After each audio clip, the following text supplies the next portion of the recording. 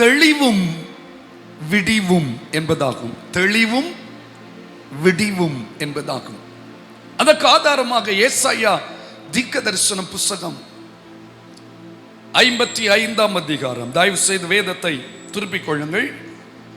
ஏசாயா 55 8 முதல் 13 முடியவுள்ள வசனங்களை நான் உங்களுக்கு வாசிக்கிறேன். எல்லாரும் எடுத்துக்கொள்ளலாம். என் நினைவுகள் உங்கள் நினைவுகள் அல்ல, உங்கள் வழிகள் என் வழிகளும் அல்லவென்று கர்த்தர் சொல்லுகிறார். பூமியை பார்க்கிலும் வானங்கள் எப்படி உயர்ந்திருக்கிறதோ அப்படியே உங்கள் வழிகளை பார்க்கிலும் என் வழிகளும் உங்கள் நினைவுகளை பார்க்கிலும் என் நினைவுகளும், கொஞ்சம் சத்தமா சொல்லுங்க, உயர்ந்திருக்கிறது. அங்க நிறுத்துவோம். பூமியை பார்க்கிலும் வானங்கள் எப்படி இருக்கிறதோ, உயர்ந்திருக்கிறதோ அப்படியே உங்கள் வழிகளை பார்க்கிலும் என் வழிகளும் உங்கள் நினைவுகளை பார்க்கிலும் என் நினைவுகளும் எப்படி இருக்குது? கரங்களை உயர்த்தி தேவனுக்கு ஸ்தோத்திரம் செலுத்துவோம். முந்தைய வசனத்தில் ஆண்டவர் சொல்லுகிறார் பாருங்க, இப்படி தொடங்க. என் நினைவுகள் உங்கள் நினைவுகள் அல்ல, உங்கள் வழிகள் கொஞ்சம் மாறணும். பக்கத்துல பார்த்து சொல்லுங்க, கொஞ்சம். திரும்பி சொல்லுங்க, கொஞ்சம். அவருக்கு இப்ப போறது பிடிக்கவே, இப்ப பேசுறதும் பிடிக்கவே, இப்ப செய்கிறதும் பிடிக்கவே இல்லை. ஆண்டவர் சொல்ற, நீ நினைக்கிறது போல இல்ல, நீ என்னென்னமோ நினைத்து கொண்டிருக்கிறா. வாழ்க்கையை பற்றி, தனிக்கு ஜீவியத்தை பற்றி, குடும்பத்தை பற்றி, பிள்ளைகளை பற்றி, பிள்ளைகளுடைய எதிர்காலத்தை பற்றி, தொழிலை பற்றி, வியாபாரத்தை பற்றி, வேலையை பற்றி, படிப்பை பற்றி என்னென்னமோ நீங்க நினைத்து இருக்கிறீங்க. ஆனா ஆண்டவர் சொல்றாரு, நோ, என் நினைவு வித்தியாசமானது. பிளான் பண்றீங்க, இப்படி போலாமா, அதை செய்யலாமா, இப்படின்னு வழிகள் பலவற்றை உருவாக்க முயற்சிக்கிறீங்க. ஆனா தேவன் இதற்கென்று ஒரு வழியை வைத்திருக்கிறார். ஆண்டவர் சொல்ல, உங்கள் வழிகள் என் வழிகள் அல்ல. அநேக நேரத்தில் நம்ம அப்படிதான் குழம்பி இருப்போம். ஒரு சின்ன உதாரணம், உங்கள் வழிகள் செங்கடலுக்கு முன்னால வந்து நின்ற உடனே இஸ்ரவேல் ஜனங்கள் என்ன நினைச்சாங்க தெரியுமா? அவ்வளவுதான் நினைவுகள். என்ன நினைத்தாங்க? எகிப்துல கல்லறை தோட்டம் இல்லைன்னா இங்க கொண்டு வந்தீர். ஸ்தோத்திரம். என்ன நடந்தாலும் பாஸ்டருக்கு நல்ல நல்ல வெகுமதியான வேர்ட்ஸ் வருவாங்க, கொண்டு வருவாங்க. அங்க இல்லைன்னா இங்க கொண்டு வந்தீர் அப்படின்னா இவங்க என்ன நினைக்கிறாங்க? கொஞ்ச நேரத்தில் என்ன செய்ய போறோம்? சாக போறோம் அப்படின்னு நினைக்கிறேன். ஆனா அது தேவனுடைய நினைவு. சாகிறதற்காக எகிப்தில் இருந்து இவ்வளவு கடினமான சூழ்நிலைகளை கர்த்தர் வெளியே கொண்டு வரவில்லை. இன்னைக்கு நீங்க இப்படிதான் மட்டமான ஒரு நினைவோடு இருக்கிறீங்க. அவர் உயர்ந்த நினைவுகளோடு இருக்கும் பொழுது நீங்கள் குறைவான அறிவில் வெளிப்பட்ட நினைவுகளோடு இருப்பதை கர்த்தர் விரும்பவில்லை. எதை பற்றி ஆனாலும் ஆண்டவர் சொல்றாரு, ஓ நினைவில்லை, என் நினைவு. வழி இல்லைன்னு நினைச்சாங்க. அவங்க என்ன நினைச்சாங்க தெரியுமா? இங்க பார்த்தாங்க செங்கடல் இருக்குது, ரெண்டு பக்கம் மலை இருக்குது, பின்னால பாக்குறாங்க பார்வோன் சேன், அவ்வளவுதான். அவங்க நினைச்சாங்க வழியே இங்கு இல்லை அப்படின்னு நினைத்தாங்க. ஆனா ஆண்டவர் சொல்ல, உனக்கு பார்வையில வழி இல்லை, ஆனா நான் இதுக்குள்ள ஒரு அந்த வழி உன் வழி கிடையாது. உன்னால சிந்திக்க முடியாத ஒரு வழியை நான் உன் குடும்பத்துக்காய் ஆயத்தப்படுத்தி வைத்திருக்கிறேன். ஸ்தோத்திரம். நம்முடைய மூளை அறிவினால் நாம் எடுக்கிற முடிவுகளும் நினைவுகளும் வழிகளும் தேவன் விரும்புகிறதாக இல்லை. இப்ப உடனே ஒன்று செய்ய போறீங்க, ஆண்டவரே நான் உம்முடைய பக்கமே வந்துடுறேன், நீர் என்ன நினைக்கிறீரோ அது எனக்கு நடக்கட்டும். நீர் என்ன வழி வைத்திருக்கிறீரோ அந்த வழியில் நான் போவதற்கு ஆயத்தம். அப்படி சொல்லவங்க மட்டும் கர்த்தரை ஸ்தோத்திரிக்கணும். 9வது வசனம் அழகா சொல்லுகிறது பாருங்க. பூமியை பார்க்கிலும் வானங்கள் எப்படி உயர்ந்திருக்கிறதோ அப்படியே உங்கள் வழிகளை பார்க்கிலும் என் வழிகளும் உங்கள் நினைவுகளை பார்க்கிலும் என் நினைவுகளும் என்ன செய்திருக்கிறது. கொஞ்சம் கையை உயர்த்தி சொல்லுங்க. உயர்ந்த நினைவுகள், உயர்ந்த வழிகள். உங்களுக்கு தேவன் என்ன வச்சிருக்காரு? உயர்ந்த நினைவுகள், உயர்ந்த வழிகள். ஸ்தோத்திரம். ஆம்பிளிஃபைட் பைபிள்ல போட முடியுமா? உயர்ந்த நினைவுகளையும் உயர்ந்த வழிகளையும் உடையவர் நம்முடைய தேவன். தேவன். ஸ்தோத்திரம். கர்த்தர் பெரியவர். ஹல்லேலூயா. கொஞ்சம் கூட சத்தமா ஹல்லேலூயா சொல்லுங்க. ஆமென். ஸ்தோத்திரம். கர்த்தர் பெரியவராய் காண. For as the heavens are higher than the earth, so are my ways higher than your ways and my thoughts higher than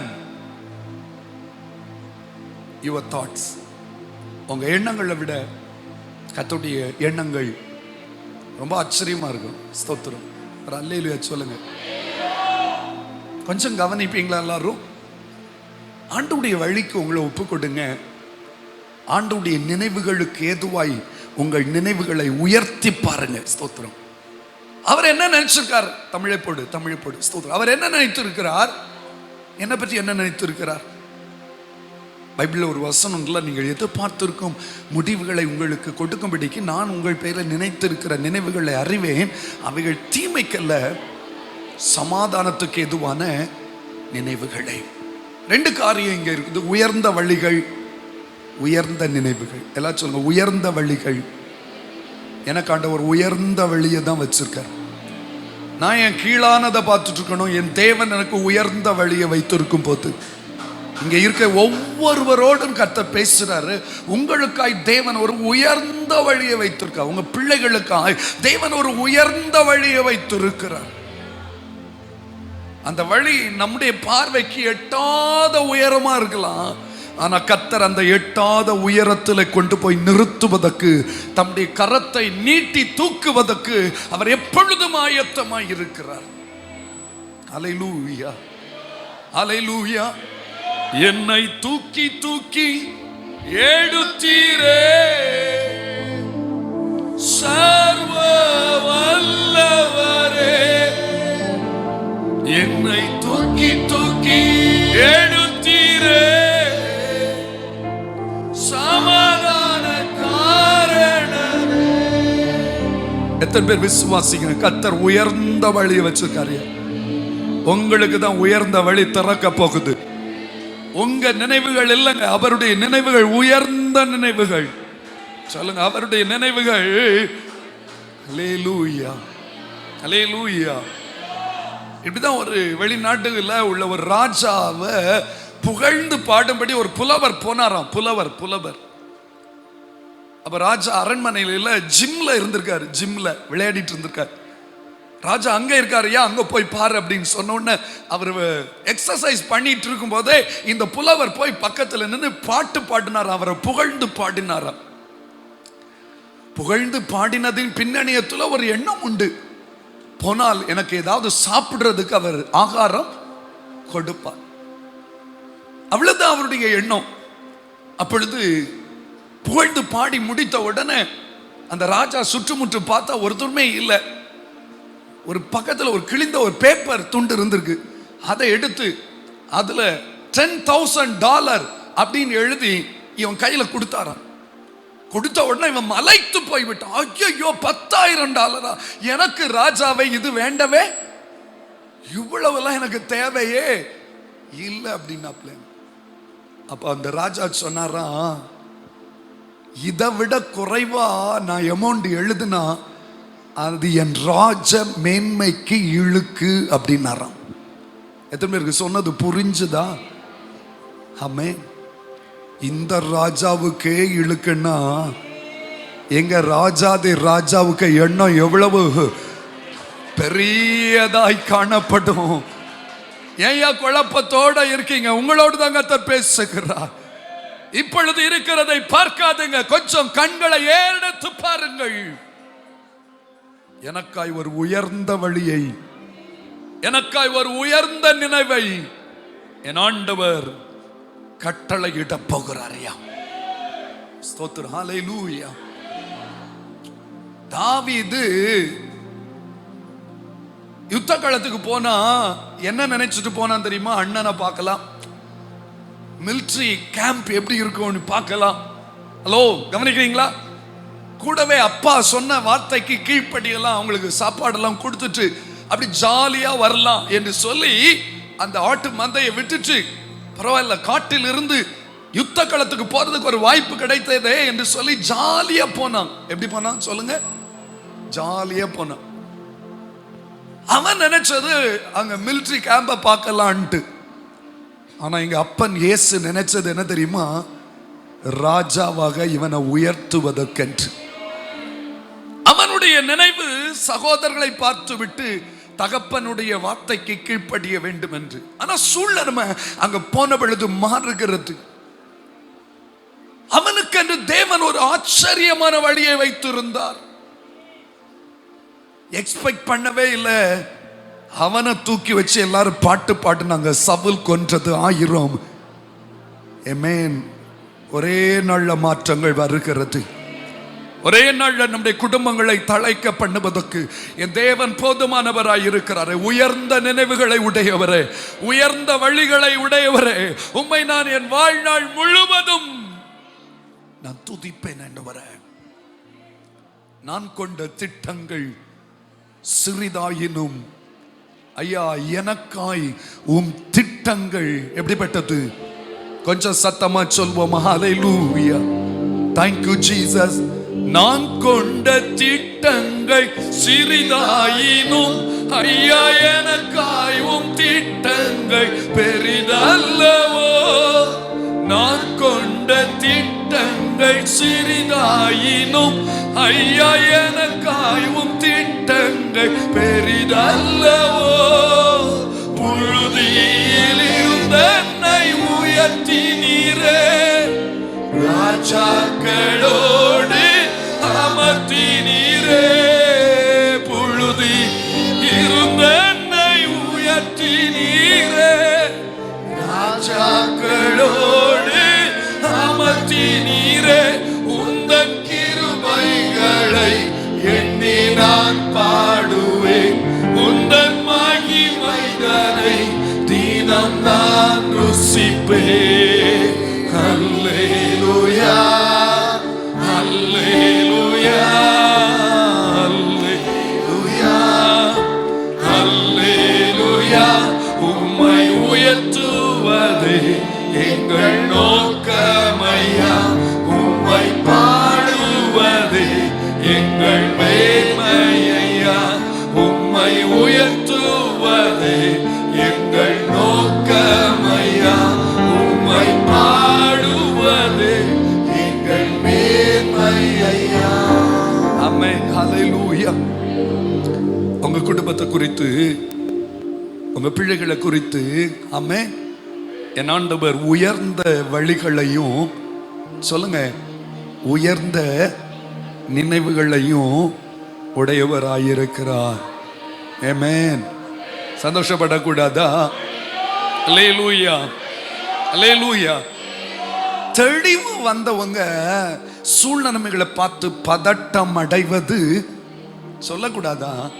இல்லவே இல்லை. இப்போ உதாரணத்துக்கு பாருங்க, சர்ச்சில் ஒரு சகோதரனுக்கு லாக்டவுன்ல, ரொம்ப வருஷமா அவர் சாஃப்ட்வேர் இன்ஜினியரா இருக்காரு, லாக்டவுன்ல திடீர்னு வேலை போயிடுச்சு. என்ன போயிடுச்சு? பல லட்சம் சம்பளம் வாங்கிட்டு இருந்தவர் திடீர்னு வேலையை விட்டு தூக்கி விட்டாங்க. ரொம்ப கஷ்டமா தான் இருந்திருக்கும்ல. எனக்கு ஃபோன் பண்ணாப்புல, எனக்கே கொஞ்சம் தூக்கி வாரி போட்டது மாதிரி தான் இருந்துச்சு. ஆனால் ஊழியக்காரன் பாருங்க, டம்னு சொன்னேன், ஒன்றும் இல்லை, இது போனா என்ன, இதை விட பெஸ்ட் கர்த்தர் தருவார், ஒன்றும் ஒரி பண்ணண்டா, நம்ம ஜெபம் பண்ணுவோம். நம்ம ஆண்டவர் பெரியதை தருவதற்கு தான் சிறியதை நம்ம விட்டு எடுப்பார். சொல்லுங்க, பெரியதை தருவதற்கு தான் சிறியதை நம்மை விட்டு எடுப்பார். அப்படின்னு சொன்னோம். ஸ்தோத்திரம். லாக்டவுன்ல எங்க போய் வேலை தேடுறது? ஊரை விட்டு வெளியே என்ன செய்ய முடியாது, போக முடியாது. ஆன்லைன்ல தான் வேலை தேடினாங்க, தேடலாம். ஆனாலும் எல்லாம் உடனே சக்சஸ் ஆகுமா? அப்படி இருக்கும்போது அதே வாரத்தில் 2 இன்டர்வியூ வந்துச்சு. ஸ்தோத்திரம். அப்பொழுது அவங்க எனக்கு ஃபோன் பண்ணாங்க, நாங்களும் ஜெபித்தோம். அவர்களும் குடும்பமா ஜெபிக்க ஆரம்பித்தாங்க. கர்த்தர் நல்லவர், பெரிய காரியங்களை அவர் செய்கிறவர். ஒரு இன்டர்வியூ அட்டெண்ட் பண்ணி அதுக்கு 2 நாள் கேப். அதுக்கிடையில இன்னொரு கம்பெனியில இருந்து, பெரிய பிரபலமான ஒரு கம்பெனியில இருந்து அழைப்பு வந்தது. வந்த உடனே எனக்கு ஃபோன் பண்ணியாச்சு, இவ்வளோ பெரிய கம்பெனியில இருந்து இன்டர்வியூக்கு வந்திருக்குது. ஆனா நான் கனவுல கூட இந்த கம்பெனியை யோசித்தே நான் பார்த்ததில்லை. ஏன்னா அதெல்லாம் ரொம்ப ஜீனியஸ், ரொம்ப திறமசாலிகள் தான் அந்த கம்பெனியில ஜாயின் பண்ண முடியும். சரி, எதுக்கும் ட்ரை பண்ணுவோம், எழுதி பார்ப்போம், ஆண்டவர் அற்புதம் செய்யட்டுமே அப்படின்னாப்ல. நான் சொன்னேன், கண்டிப்பா இந்த கம்பெனியில தான் வேலையை கத்த தருவார் அப்படின்னு. ஸ்தோத்திரம். ஒரு ரவுண்ட் இல்லைங்க, 6 ரவுண்ட் இன்டர்வியூ நடந்துச்சு. 6 ரவுண்ட் இன்டர்வியூ. ஆச்சரியமா இருந்துச்சு. ஸ்தோத்திரம்.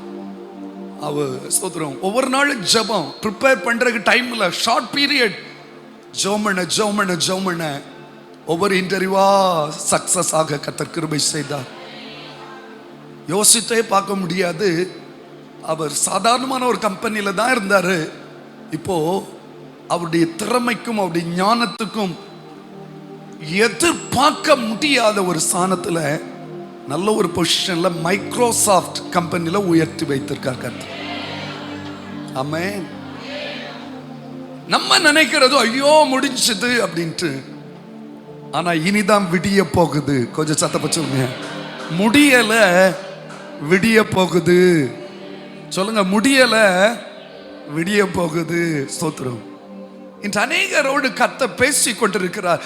இது அல்ல, இதை விட 1000 மடங்கு சிறந்ததை அவர் நினைத்து கொண்டிருக்கிறார் உங்களை குறித்து. கர்த்தரோ என் மேல் நினைவாயிருக்கிறார். அப்படி சங்கீத கட்சம், என் மேல் அவர் நினைவாயிருக்கிறார். அதே சங்கீத கட்சம், கர்த்தர் நம்மை நினைத்து இருக்கிறார், அவர் நம்மை ஆசீர்வதிப்பார். ஸ்தோத்திரம். என்ன ஒரு போல்டான ஸ்டேட்மெண்ட். நீங்களும் நான் அப்படித்தான் சொல்லணும். என் தேவனுடைய நினைவுகள் உயர்ந்தது, என் தேவனுடைய வழிகள் உயர்ந்தது.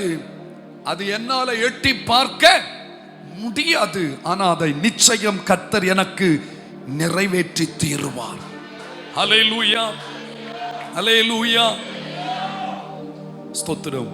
இரண்டாவதாக அடுத்த வசனத்தை வாசி. மாரியும் உறைந்த மழையும் வானத்திலிருந்து இறங்கி அவ்விடத்துக்கு திரும்பாமல் பூமியை நனைத்து அதில் முளை கிளம்பி விளையும்படி செய்து விதைக்கிறவனுக்கு விதையையும் புசிக்கிறவனுக்கு ஆகாரத்தையும் கொடுக்கிறது. எப்படியோ அப்படியே என் வாயிலிருந்து புறப்படும் வசனமும்.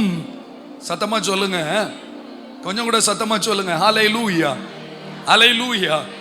ஆண்டவரை அறியுங்கள் முதலாவது. இரண்டாவது, அவருடைய வார்த்தையை புரியுங்கள். ஸ்தோத்திரம். ஹல்லேலூயா. மூன்றாவது, அவருடைய செய்கைகளை அனுபவியுங்கள். அதுதான் 3 பாயிண்ட். அதை குறித்து வைத்துக் கொள்ளணும். ஓகே, சரி. அப்படியே என் வாயிலிருந்து புறப்படும் வசனமும் இருக்கும், அது வெறுமையாய் என்னிடத்துக்கு என்றால் யாரிடத்துக்கு? தேவனிடத்துக்கு திரும்பாமல் அது தேவன் விரும்புகிறதை செய்து அதை தேவன் அனுப்பின காரியமாகும்படி அது என்ன செய்யும்? வாய்க்கும். ஒரு அல்லேலூயா சொல்லுங்க. வார்த்தை திரும்பாது, வார்த்தை விரும்பினதை செய்யும். அதுதான் தேவனுடைய வார்த்தையின் ஆச்சரியமாய் காணப்படுகிறது. ஹல்லேலூயா. கொஞ்சம் கூட சத்தமா சொல்லுங்க. ஆமென், ஆமென்.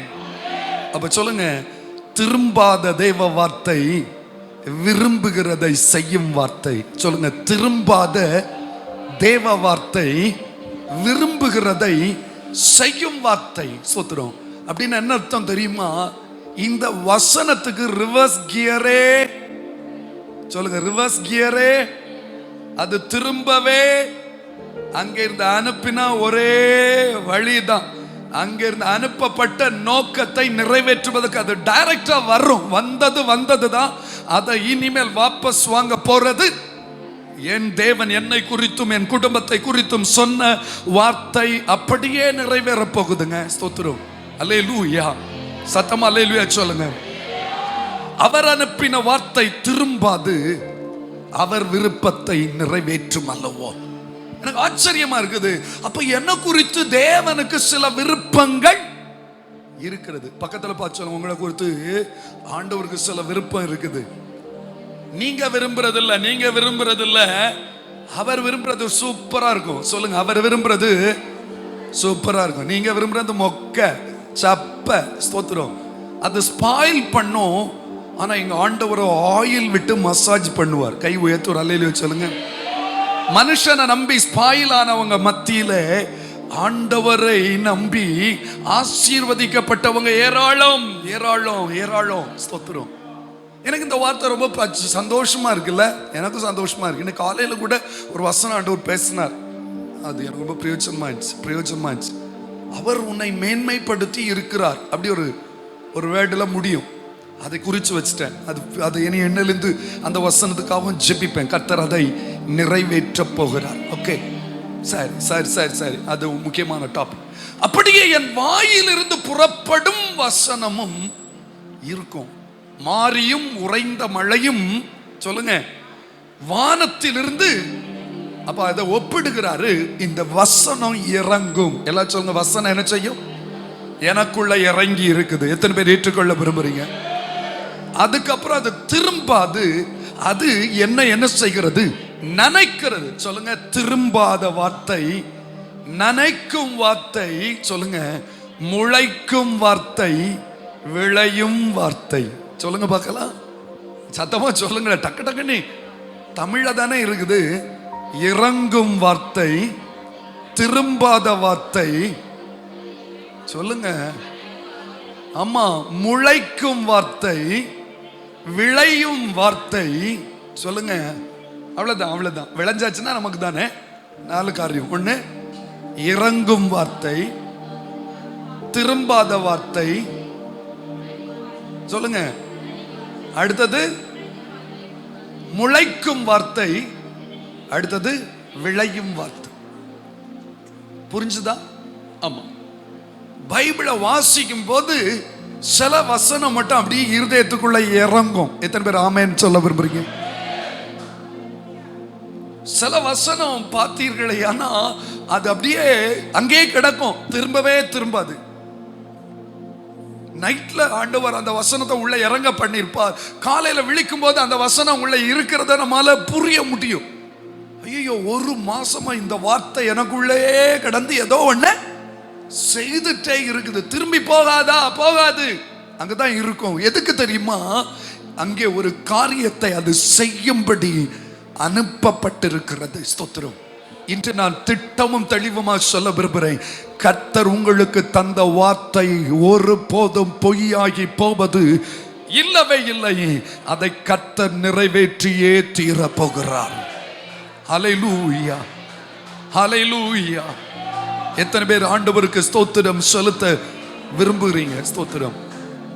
எனக்கு இந்த வார்த்தை ரொம்ப பிரயோஜனமா இருந்துச்சு. ஸ்தோத்திரம். அது திரும்பாது, அது விரும்பினதை செய்யும். ஆண்டவருக்கு என்ன குறித்து விருப்பம் இருக்குது? சொல்லுங்க, ஆண்டவருக்கு என்ன குறித்து என்ன விருப்பம் இருக்குது? நல்லா இருக்கணும்னு விரும்புறாரா? ஆமென் சொல்லுங்களா. நம்ம குடும்பம் நல்லா இருக்கணும்னு விரும்புறாரா ஆண்டவர்? அதனால தான் உளையான சேற்றிலிருந்து தூக்கி எடுத்து கன்மலையின் மேல நிறுத்தி அவர் அடிகளை என்ன செய்திருக்கிறார்? உறுதிப்படுத்தி வைத்திருக்கிறார். எவ்வளவு ஆச்சரியமா இருக்கும் தெரியுமா? ஹல்லேலூயா. கொஞ்சம் கூட சத்தமா ஹல்லேலூயா சொல்வோமா? ஹல்லேலூயா. Thank you Lord Jesus. கன்மலை மீதன் கால்கள் நிறுத்தினி, உன்னதங்களில் உட்கார செய்தி. ஒரு முறை கூட சொல்வோமா? கன்மலை மீதன் கால்கள் நிறுத்தினி, உன்னதங்களில் உட்கார செய்தி. உளையாத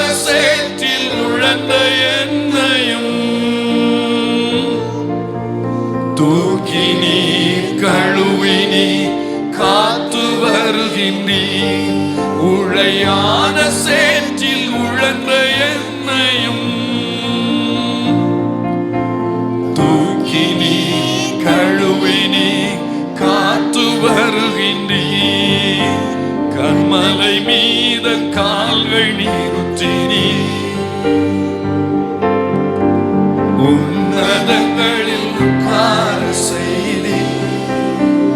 எல்லையில்லா ஆனந்தம், எல்லையில்லா ஆனந்தம் எந்த வாழ்வில் வந்ததையா. சொல்லொன்னா பேரின்பம் என் உள்ளத்தில் தங்குதையா. எல்லையில்லா ஆனந்தம் எந்த வாழ்வில் வந்ததையா.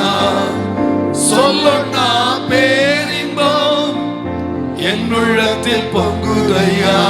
தினம் தினம் உம் புகழை நான் பாடுவேன். தினம் தினம் உம் புகழை நான் பாடுவேன். ஏசையா ஏசையா உம் புகழ் பாடுவேன். கண்மலை மீத கால்கள் நிறுத்தினீ. உன்னதங்களில் உன்னதங்களில் உட்கார செய்தி. செய்து பாடலாமா? கண்மலை மீத கால்கள் நிறுத்தினீ.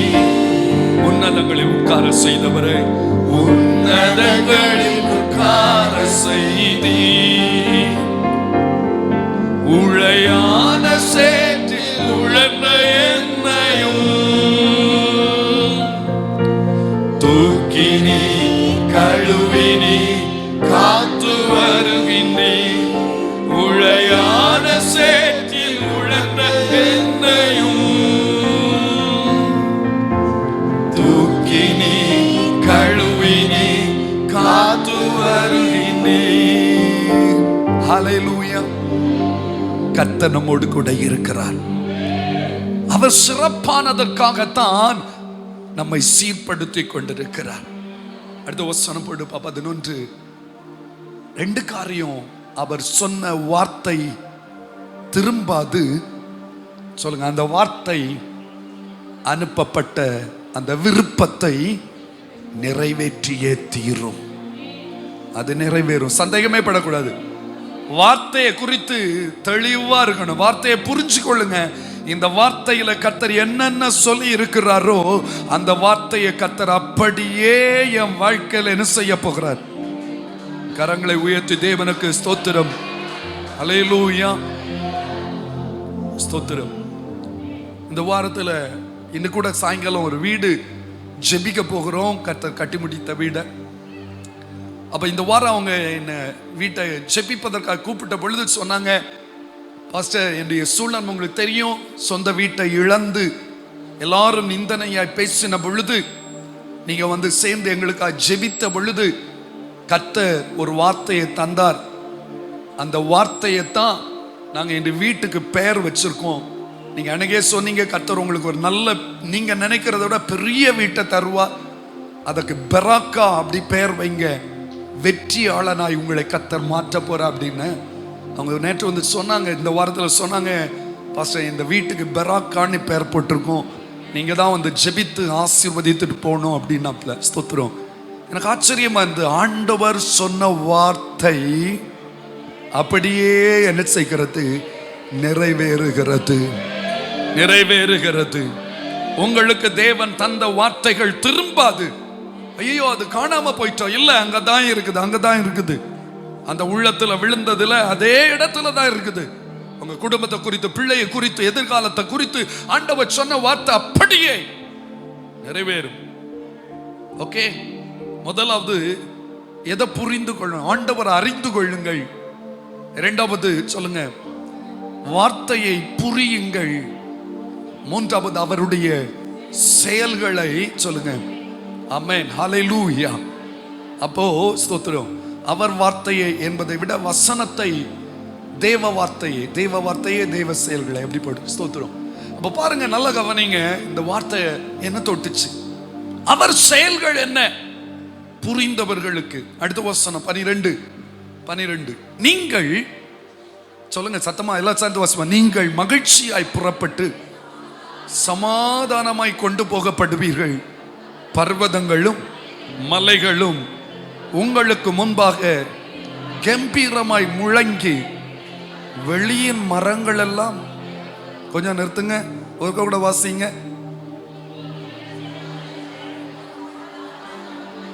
ஹலோ, கவனிங்க. நீங்க எப்படி புறப்பட போறீங்க? எப்படி புறப்பட்டு போக போறீங்க? மகிழ்ச்சியா புறப்பட போறீங்க.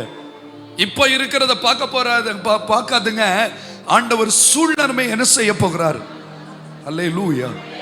சிலருக்கு சில வீட்டுக்கு போனோம்னாலே மனசு குழம்பும், கலங்கும். ஐயோ அங்கேயா. ஆனா அந்த வீட்டை நினைக்கும் போது மகிழ்ச்சியா இருக்கும். ஸ்தோத்திரம். கர்த்தர் அந்த மகிழ்ச்சியை கொண்டு வரப்போகிறார். சமாதானமா புறப்பட்டு போறேன். இப்ப பாருங்க, வீட்டுல இருந்து கிளம்பி வரும்போது குழம்பி தான் வந்து போய் இருக்க நிறைய கைகள் இருக்குங்க. ஸ்தோத்திரம்.